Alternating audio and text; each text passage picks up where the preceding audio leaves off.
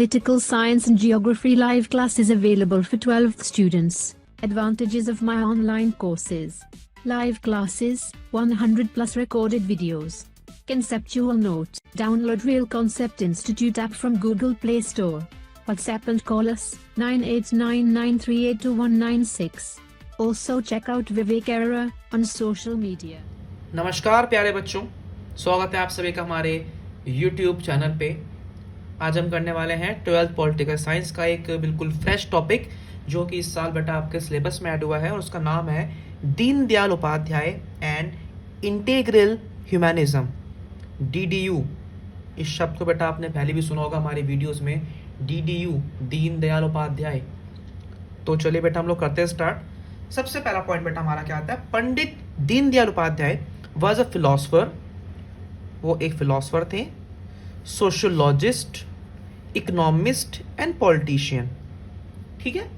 The philosophy presented by him is called integral humanism.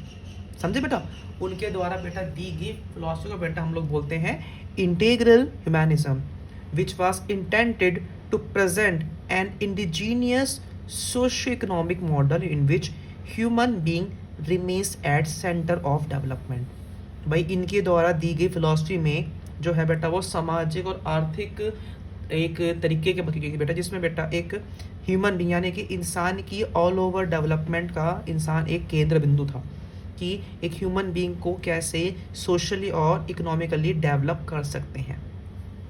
The aim of integral humanism is to ensure dignified life for every human being while balancing the needs of the individual and society। भाई अगर हम बेटा M की बात करते हैं तो integral humanism का मेन नेम ये था कि एक डिग्निफाइड लाइफ हर इंडिविजुअल की होनी चाहिए, जिसमें बेटा वो अपनी नीड्स को बैलेंस कर ले, सोसाइटी को और अपने आप को बेटा वो बैलेंस करके चले। ये बात यहाँ बेटा आपकी की गई है। ठीक है। नेक्स्ट बेटा हमारा आता है हमारा पॉइंट यहाँ पे, it supports sustainable consumption of natural resources so that those resources can be replenished. यानी कि उन्होंने बोला था कि भाई उन्होंने बोला था, आपने पढ़ा होगा ना वो कि रिन्यूएबल रिसोर्स वाली बात, कि जो चीज़ें दोबारा से रिन्यू हो सकती हैं, तो उन्हीं बातों पे इनका जोर था। ठीक है। Integral humanism enhances not only political but also economic and social democracy and freedom। जो इनकी बेटा थ्योरी थी, जो इनकी फिलॉसफी थी, वो सिर्फ पॉलिटिकल नहीं थी, वो बेटा इकोनॉमिक और सोशल भी थी। As it seeks to promote diversity, it is the best suited for a country as diverse as India. इनकी फिलॉसफी बेटा जो है वो भारत जैसे बेटा देश के लिए काफ़ी कारगर थी, क्योंकि भारत एक डिवर्स नेशन है, एक डाइवर्स नेशन है आपका। The philosophy of integral humanism is based on the following three principles। जो इनकी फिलॉसफी थी बेटा वो बेटा आपकी 3 प्रिंसिपल पर बेस्ड थी। कौन कौन सी? Primacy of a whole not part, मतलब भाई पूरे समाज को साथ लेके चलो, पूरे समाज को रखो एक उसमें प्राइमेसी में। सुप्रीमेसी ऑफ धर्म, ठीक है, धर्म की सुप्रीमेसी, मतलब धर्म सबसे ऊपर होना चाहिए आपके लिए इनके अकॉर्डिंगली, इनकी थ्योरी के अकॉर्डिंग। दूसरा ऑटोनॉमस सोसाइटी, मतलब सोसाइटी की ऑटोनॉमस। समझे। Next point, Pandit Deendayal Upadhyay opposed both western capitalist individualism and Marxist socialism.